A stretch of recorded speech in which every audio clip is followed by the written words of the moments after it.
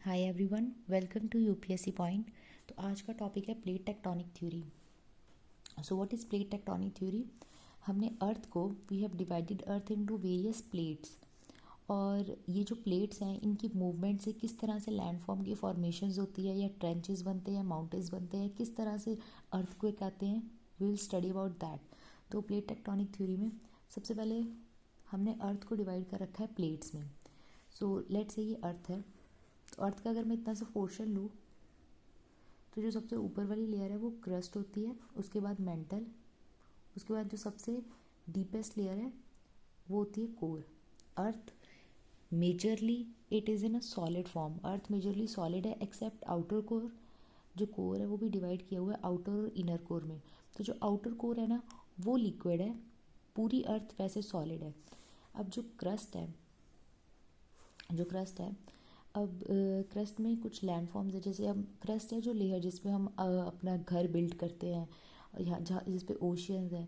तो जो क्रस्ट है उसको हम इस तरह से भी शो कर सकती हूँ मैं कि ये क्रस्ट है, कि कुछ इस तरह से क्रस्ट है, यहाँ पे ओशियंस है। अब देखो ये क्रस्ट है, अब देखो ये ओशियानिक क्रस्ट है, ये है कॉन्टिनेंटल क्रस्ट। जो कॉन्टिनेंट वाली है वो कॉन्टिनेंटल क्रस्ट है, ओशियंस है, ओशियंस के नीचे भी ज़मीन है, और जो और इसको कहते हैं ओशियानिक क्रस्ट। अब इस डायग्राम से ही देख लो कि ओशियानिक क्रस्ट की जो थिकनेस है वो बहुत कम है एज़ कम्पेयर टू कॉन्टिनेंटल, क्योंकि ओशियंस है ना वो बहुत डीप बॉडीज़ होती है। तो अब बहुत डीप लेवल तक तो पानी है, उसके बाद लेयर जब ख़त्म हो जाए, मतलब जब नीचे सबसे डीपेस्ट ओशन में आ चुके हो, डीप में आ चुके हो, उसके बाद तो लैंड है। और कॉन्टिनेंट में तो स्टार्ट से लेके एंड तक हमारे पास एक लैंड फॉर्म ही है सॉलिड। तो इसकी थिकनेस बहुत ज़्यादा है, इसकी थिकनेस कम है। तो अब मैंने अगर इस सारे क्रस्ट को डिवाइड करना है प्लेट्स में, तो इस तरह से करूँगी, जैसे ये एक प्लेट हो गई, ये वाली एक प्लेट हो गई, जैसे ये एक प्लेट हो गई, और ये एक प्लेट हो गई, जैसे ये एक प्लेट है, और ये एक प्लेट है, और ये एक प्लेट है। तो ये प्लेट है, ये पूरी कॉन्टिनेंटल है, ये पूरी ओशियानिक है। ओशियानिक प्लेट मतलब ओशियन के नीचे है।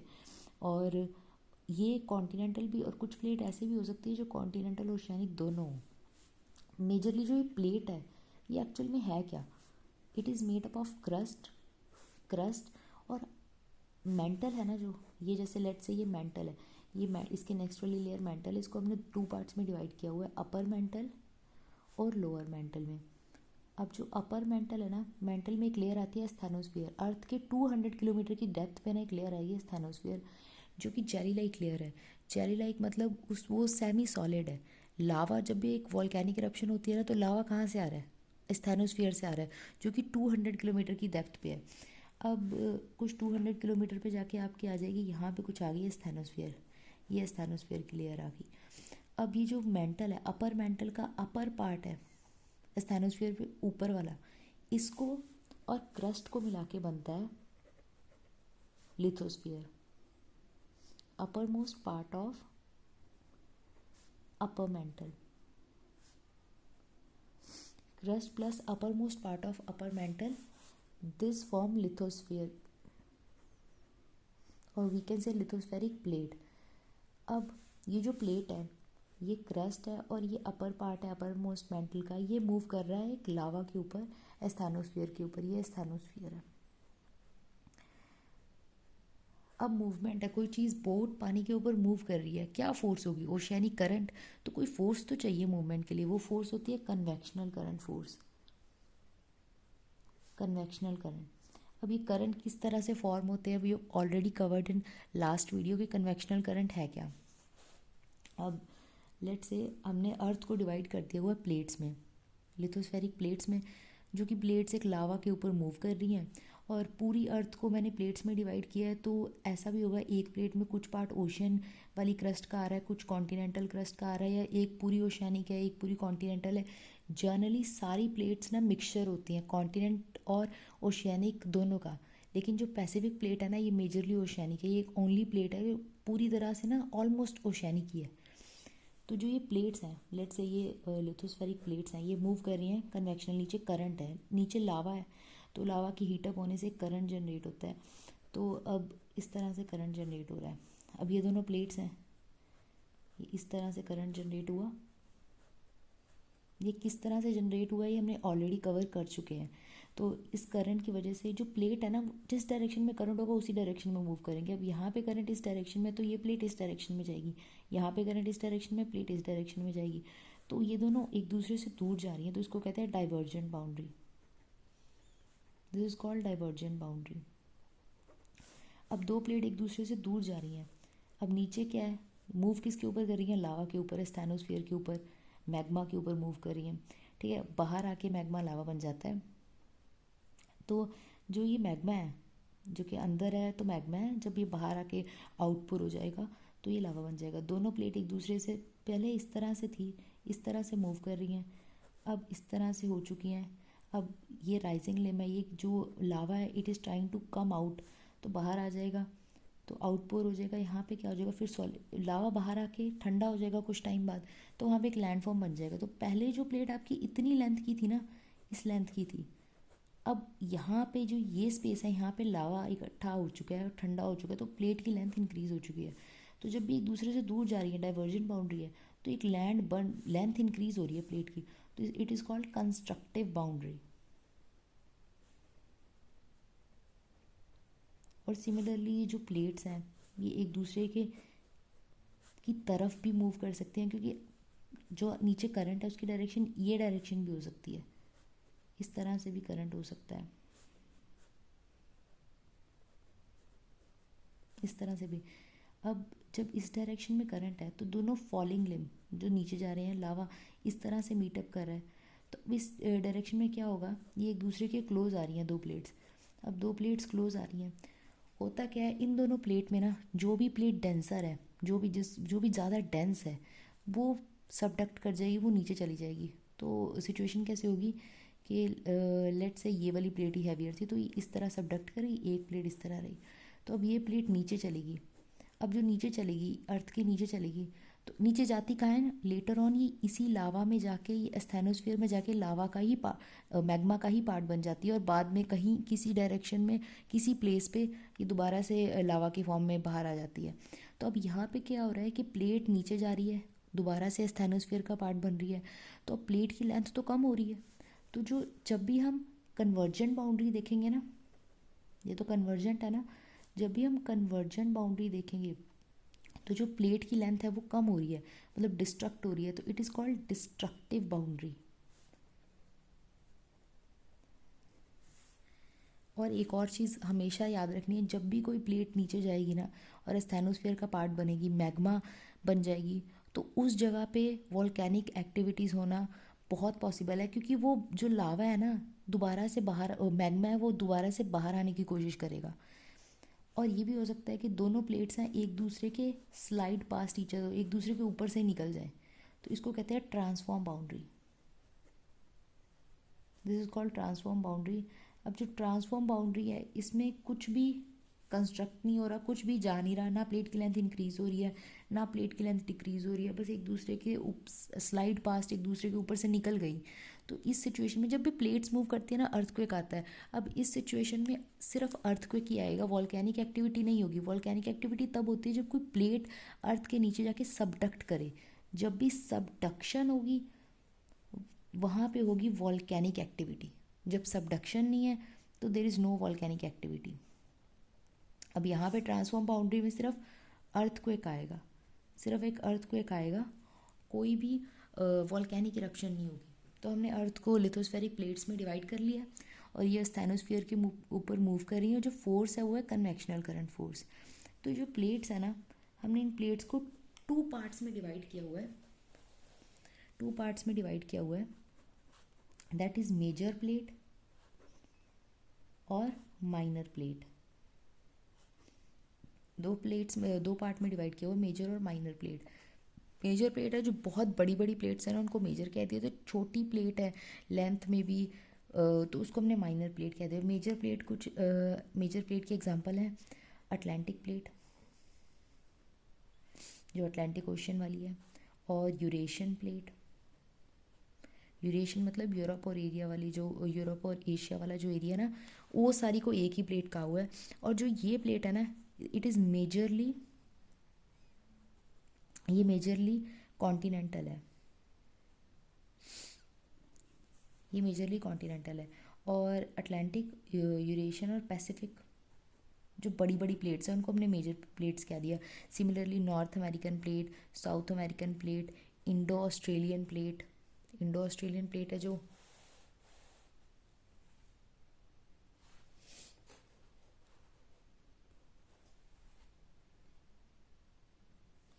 Indo Australian, North American, South American, Indo Australian और एंटार्क्टिक प्लेट।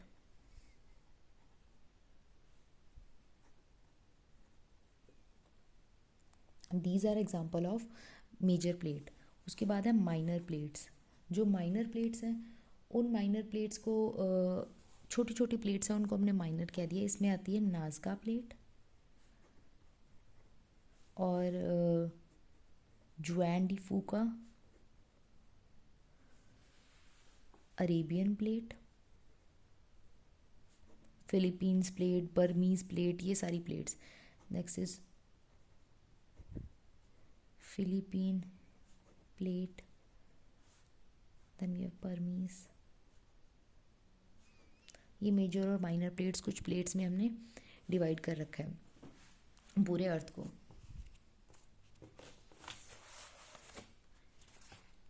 अब हम करेंगे जो कन्वर्जन बाउंड्री। डाइवर्जेंट बाउंड्री में प्लेट की लेंथ इंक्रीज होती है और ये प्लेट की लेंथ इंक्रीज होती है और इसको कंस्ट्रक्टिव भी कहते हैं। अब जब लावा बाहर आता है, हमने ऑलरेडी डिस्कस किया है, जो डाइवर्जेंट बाउंड्री होती है ना, जो डाइवर्जेंट बाउंड्री होती है उसमें फॉर्मेशन होती है रिजेस की। रिजेस क्या होता है कि ये प्लेट्स एक दूसरे से दूर मूव करी, लावा बाहर निकला और लावा ऐसे एक्यूमुलेट होता रहा, उसने रिजेस बना दी। रिजेस पैरेलल माउंटेन चेन होती हैं जो ओशन के अंदर बनती हैं, तो दीज आर कॉल्ड रिजेस। तो इस तरह से रिजेस बन गई। अब हमने करना है कन्वर्जेंट बाउंड्री।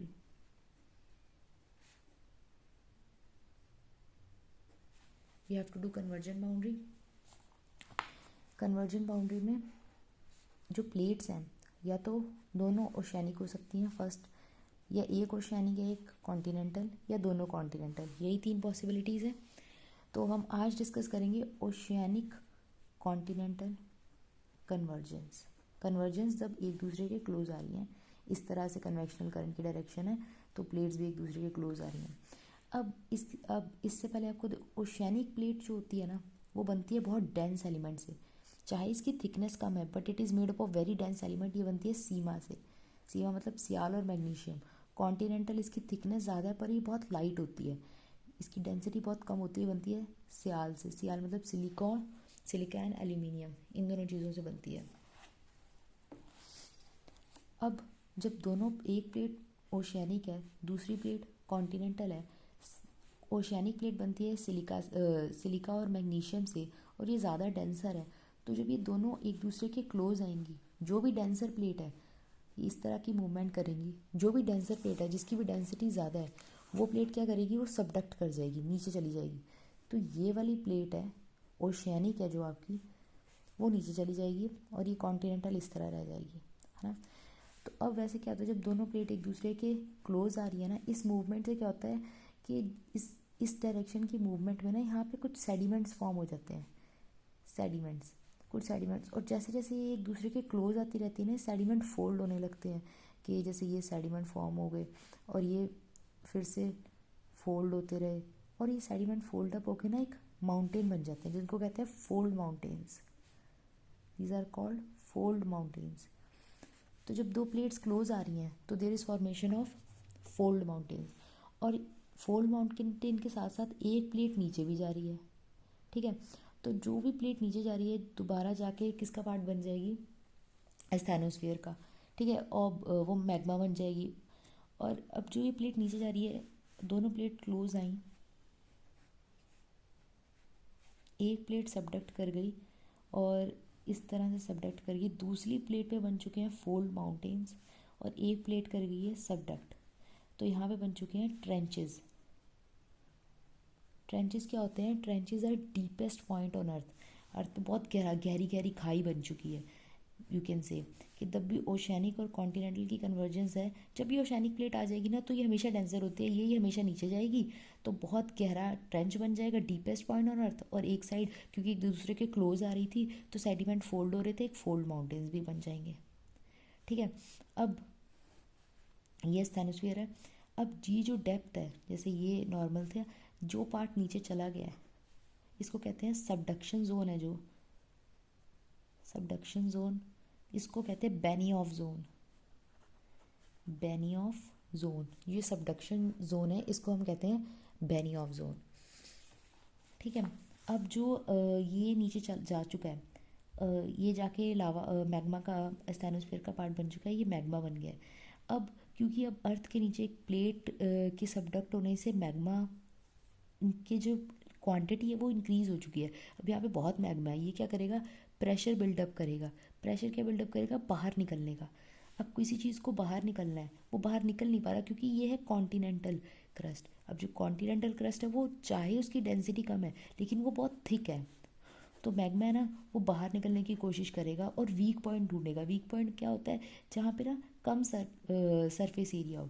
तो जो वो आपका फोल्ड माउंटेन्स उनकी पीक है, तो बहुत ही कम सरफेस एरिया, तो हमेशा पीक से ही लावा इसलिए निकलता है क्योंकि वो वीक पॉइंट्स ढूंढता है लावा। तो लावा धीरे धीरे कोशिश करेगा बाहर आने की, ट्राई करेगा और एक पॉइंट पे प्रेशर बिल्डअप करता जाएगा, एकदम से निकल आएगा। अब जो इरप्शन हो रही है ये बहुत वायलेंट इरप्शन होगी।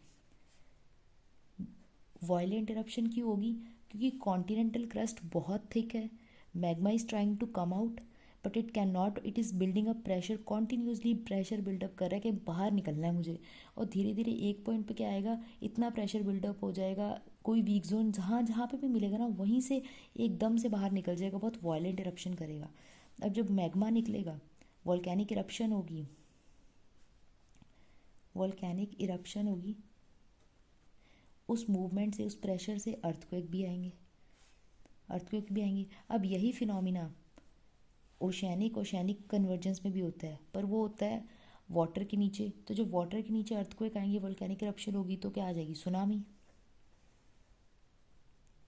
तो जब भी ओशियानिक और कॉन्टिनेंटल प्लेट कन्वर्ज कर रहे हैं तो हमें क्या क्या देखने को मिल रहा है, फोल्ड माउंटेन्स देखने को मिल रहे हैं, फर्स्ट चीज़।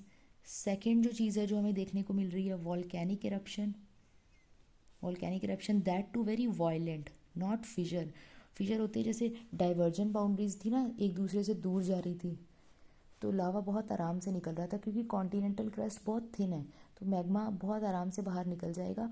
तो जो इरप्शंस होंगी ना वो होंगी फिशर और साइलेंट, बहुत आराम से मैग्मा बाहर निकल जाएगा। लेकिन इस केस में जो इरप्शन हो रही है, that eruption is called very violent eruption, this violent eruption. और थर्ड है ट्रेंचेस बन रहे हैं, फोल्ड माउंटेन्स के साथ साथ ट्रेंचेस आर गेटिंग फॉर्म्ड। और यही अगर सारा प्रोसेस वाटर के नीचे हो रहा है और वॉल्केनिक इरप्शन है तो अर्थक्वेक भी होंगे, अर्थक्वेक। और यही सारा प्रोसेस वाटर के नीचे हो रहा है, सुनामी। तो ये सब चीज़ें हो रही हैं। अब जो अब एग्जांपल अगर देखो इसकी, जो माउंटेन सिस्टम बनता है ना, it is long chain of mountains, cordillera system of mountain. अब अगर एग्जांपल लें, नॉर्थ अमेरिकन प्लेट है ना, जो नॉर्थ अमेरिकन, ये जैसे ये आपका है नॉर्थ अमेरिका, ये कुछ इस तरह है नॉर्थ अमेरिका, और सिमिलरली इस तरह ये कुछ, ये नॉर्थ अमेरिका है रफ डायग्राम में, और ये है साउथ अमेरिका। ठीक है, अब यहाँ पे आपका एशिया है, then you have Australia here, और ये पैसिफिक ओशियन है, यहाँ पे इंडोनेशिया, जापान सब कुछ है, नॉर्थ साउथ कोरिया, और यहाँ पे है पैसिफिक ओशियन। और नॉर्थ और साउथ अमेरिका के इस डायरेक्शन में क्या है, यहाँ पे अफ्रीका है, इस डायरेक्शन में यहाँ पे यूरोप है, और इसके बीच में आता है एटलांटिक ओशन। अब नॉर्थ और साउथ अमेरिका ना, यहाँ पे भी फोल्ड माउंटेन्स है। नॉर्थ अमेरिका में जो माउंटेन्स है ना, जो लॉन्ग चेन ऑफ माउंटेन है और कॉर्डिलरा सिस्टम ऑफ माउंटेन है, those are called Rockies, Rockies mountain है। और नॉर्थ अमेरिका में ये जो माउंटेन्स है ये ओशियानिक कॉन्टिनेंटल कन्वर्जेंस से बने हैं। तो जो कॉन्टिनेंटल प्लेट है वो कौन सी प्लेट है, नॉर्थ अमेरिकन प्लेट, और जो ओशियानिक प्लेट है वो कौन सी है, पैसिफिक प्लस जुआन डी फूका प्लेट, जुआन डी फूका और कोको प्लेट, ये दोनों ये ओशियानिक प्लेट्स हैं और कॉन्टिनेंटल है नॉर्थ अमेरिकन प्लेट। अब जो ये इसी ओशियानिक और कॉन्टिनेंटल कन्वर्जेंस से बने हैं, तो यहाँ पे फोल्ड माउंटेन होने चाहिए, फोल्ड माउंटेन्स है रॉकीज, ट्रेंच होनी चाहिए, तो यहाँ पे एक ट्रेंच भी है, that is called California trench, California trench. अब जो रॉकीज माउंटेन है, यहाँ पे वॉल्केनिक इरप्शन होंगी, ऑफ कोर्स होंगी, क्योंकि जो ओशियानिक प्लेट है वो नीचे गई है, तो मैग्मा तो होगा, मैग्मा बाहर भी निकलेगा, तो रॉकीज़ है ना, वहाँ पे वॉल्केनिक इरप्शन होती है। रॉकीज़ की हाईएस्ट पीक है माउंट एल्बर्ट, और रॉकीज़ में वॉल्केनिक इरप्शन होगी। और जो सेम सिमिलरली साउथ अमेरिका है, जो साउथ अमेरिका ना, यहाँ पे है एंडीज़, एंडीज़। और जो रॉकी में जो वॉल्केनिक इरप्शन होती है, माउंट शास्ता है, यहाँ पे वॉल्केनिक इरप्शन होती है, क्योंकि ओशियानिक प्लेट नीचे गई थी तो मैग्मा बिल्डअप हो रहा है, वॉल्केनिक इरप्शन है, ट्रेंच भी है, कैलिफोर्निया ट्रेंच, और फोल्ड माउंटेन्स की cordillera long chain of fold mountains भी है, रॉकी माउंट। तो यहाँ पे सारे अर्थक्वेक भी यहाँ पे आएंगे, और वाटर में जो ओशियंस है वहाँ पे सुनामीज भी आएंगी, और जो इरप्शंस होंगी they will be very violent eruptions. Then South America में एंडीज़ हैं, सिमिलरली इसी वे में अब जो एंडीज़ फॉर्म हुआ है वो है Nazca plate, NAZCA Nazca plate, और इसके साथ नास्का प्लेट है जो ये ओशियानिक प्लेट, और जो कॉन्टिनेंटल प्लेट है वो है साउथ अमेरिकन प्लेट। और एंडीज़ में, एंडीज़ की हाईएस्ट पीक है माउंट अकॉनकागुआ, रॉकीज़ की थी माउंट एल्बर्ट, माउंट अकॉनकागुआ, और यहाँ पे भी वॉल्केनिक इरप्शन होंगी। एक जो फोल्ड माउंटेन्स है वो एंडीज़ है। ट्रेंच कौन सी है, क्योंकि हमने देखा है कि एक नीचे जाएगी, एक प्लेट नीचे जाएगी, वो खाई बना देगी, तो यहाँ पे ट्रेंच है चिले पैरू ट्रेंच, चिले पैरू ट्रेंच है। फोल्ड माउंटेन्स एंडीज़ है, और जो हाईएस्ट पीक है एंडीज़ की वो माउंट अकॉनकागुआ। ये इतनी रेलिवेंट नहीं है इस टॉपिक के लिए, ये जस्ट आपको रिमेंबर रहे, ठीक है। एंडीज़ है फोल्ड माउंटेन, ट्रेंच है चिले पैरू ट्रेंच साउथ अमेरिका में, जो प्लेट है वो नास्का प्लेट और साउथ अमेरिकन प्लेट। रॉकीज़ और जो ट्रेंच है, क्योंकि एक तो फोल्ड माउंटेन बनेगी एक ट्रेंच बनेगी, वो है कैलिफोर्निया ट्रेंच। माउंटेन है रॉकीज़ माउंटेन, और ओशियानिक कॉन्टिनेंटल कन्वर्जेंस से बने हैं, तो जो प्लेट नीचे जाएगी वो ओशियानिक है, और जुआन डी फूका, कोकोज और नॉर्थ अमेरिकन प्लेट से बने हैं। और जो साउथ अमेरिका में है ना, जहाँ पे वॉल्केनिक इरप्शन होती है, वो है Mount Cotopaxi. Mount Cotopaxi is famous for volcanic eruption. So this is all about oceanic continental convergence. कल हम करेंगे सर्कम पैसिफिक बेल्ट। और एक और चीज़, इंडिया में कौन सा एक्टिव वॉल्केनो है? इंडिया में एक्टिव वॉल्केनो है बैरन आइलैंड में। Where is Barren Island? It is in Andaman and Nicobar. तो ये जो बैरन आइलैंड है, यहाँ पे एक्टिव वॉल्केनो है। हमारे लिए वॉल्केनिक इरप्शन एक डिज़ास्टर नहीं है, क्योंकि हमारे पास जो ये अंडमान एंड निकोबार है ना, ये भी हिमालयस की एक्सटेंशन है, तो हमारे पास बैरन आइलैंड है, यहाँ पे वॉल्केनिक इरप्शंस भी होती है, अर्थक्वेक प्रोन एरिया भी है। सो this is all about today.